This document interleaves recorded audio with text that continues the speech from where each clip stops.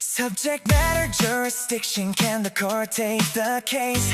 Two ways to get in, either one will find its place. Diversity of citizenship, two elements to know. Case in excess of 75,000, that's the first to show. One plaintiff, one defendant, add your claims to reach the floor. Multiple plaintiffs joining, one must hit that threshold or no more. Legal certainty, it won't reach court, can dismiss that day. But any possibility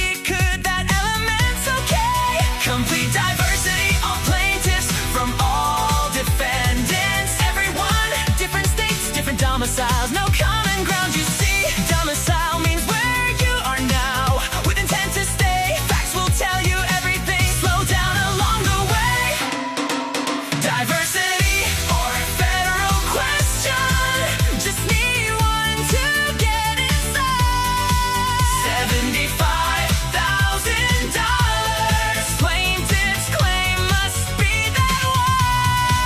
Complete diversity, all plaintiffs from all defendants. Everyone, federal question, plaintiffs claim based on federal law, not state. You're done. Two ways in, two ways in, two ways in. Subject matter jurisdiction, we're locked in, locked in.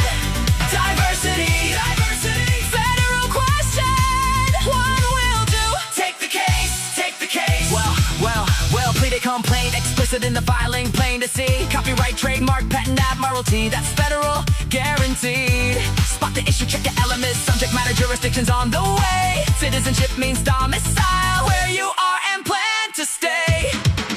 Physical presence plus intent, that's what the facts will say. Corporation's a citizen, we're incorporated, note it well. Principal place of business to both count, the facts will tell. State versus foreign country, diversity is meant to foreign countries suing, no diversity, don't forget. Can I join a party just to manufacture jurisdictions right? Complete diversity must be real, no end around tonight.